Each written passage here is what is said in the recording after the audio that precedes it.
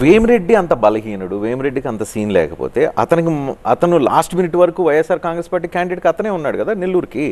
అతనికి ఏదో ఒక ఇబ్బంది కలుగో, ఈగో క్లాష్ వచ్చో, లేకపోతే అతను చెప్పిన మాట వింటలేరనో వెళ్ళిపోయాడు తప్ప వైఎస్ఆర్ కాంగ్రెస్ పార్టీ కూడా అతని మీద కదా డిపెండ్ అయింది. వైఎస్ఆర్ కాంగ్రెస్ పార్టీ, మా పార్టీ అధ్యక్షులు అత్యంతమైనటువంటి విలువ ఇచ్చారు ఆయనకి. ఆయన్ని పార్టీ జిల్లా అధ్యక్షులుగా కూడా చేశారు. కానీ ఆయన అనుకున్నది మనసులో, ఆయన భార్యకు కూడా సీట్ కావాలా అనుకున్నారు. కానీ ఆయన భార్యని మనం అకామిడేట్ చేయలేకపోయాం.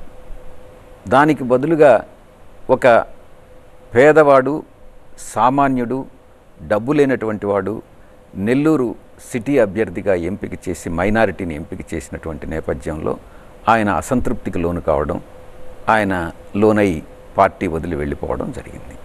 సో ఇక్కడ నెల్లూరు పాయింట్ ఆఫ్ వ్యూలో చూస్తే, నెల్లూరు మొత్తం ఇప్పుడు మీ పార్లమెంట్ నియోజకవర్గంలో చూస్తే ఆనం, కోటంరెడ్డి, మేకపాటి వీళ్ళ ముగ్గురు ఇదే పార్లమెంట్ నియోజకవర్గంలో ఉన్న అసెంబ్లీకి సంబంధించిన ఎమ్మెల్యేలు రెబల్ అయ్యారు వైఎస్ఆర్ కాంగ్రెస్ పార్టీ. ఇంకోవైపున వేమిరెడ్డి, ప్రభాకర్ రెడ్డి, ప్రశాంతి రెడ్డి, ఆమె భార్య ప్రశాంత్ రెడ్డి ఇద్దరు వెళ్ళిపోయారు. ఇంకొకళ్ళు ఒక ఎమ్మెల్యేగా మొన్నటిదాకా అక్కడ ఉన్న అనిల్ కుమార్ యాదవ్ అక్కడి నుంచి వెళ్ళిపోయాడు. సో మీ పార్లమెంటు నియోజకవర్గం మొత్తం కొత్త అభ్యర్థులతో, గతంలో వెళ్ళిపోయిన రెబల్ అభ్యర్థులు ఇప్పుడు ప్రత్యర్థి పార్టీ నుంచి మీకు పోటీ ఇస్తూ ఉన్నారు.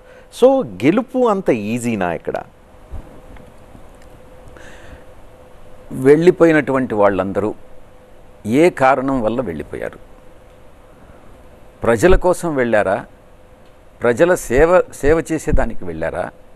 లేకుంటే వాళ్ళ స్వార్థ ప్రయోజనాలకు వెళ్ళారా? ప్రతి ఒక్కరూ కూడా మీరు చెప్పినటువంటి వాళ్ళందరూ కూడా వాళ్ళ స్వార్థం కోసమే వెళ్ళారు. సో నెల్లూరులో నారాయణని తట్టుకోవటం, తెలుగుదేశం పార్టీ నుంచి నెల్లూరు నుంచి పోటీ చేస్తున్న నారాయణ తట్టుకోవటం అంత ఈజీనా? వేమిరెడ్డి ఆయన తట్టుకోవటం ఈజీనా? వేమిరెడ్డి భార్య ప్రశాంత్ రెడ్డిని తట్టుకోవటం ఈజీనా? ఆనం రామనారాయణ రెడ్డిని తట్టుకోవటం ఈజీనా? మీ పార్లమెంట్ నియోజకవర్గంలోనే హెవీ వెయిట్స్ ఎవరైతే వీళ్ళందరూ ఉన్నారో వాళ్ళని కాదని అధిగమించి మీరు నెల్లూరులో ఎలా పర్ఫామ్ చేయగలుగుతారు? మీరు ఉపయోగించిన పదం హెవీ వెయిట్స్. హెవీ వెయిట్స్ దేంట్లో? డబ్బులో.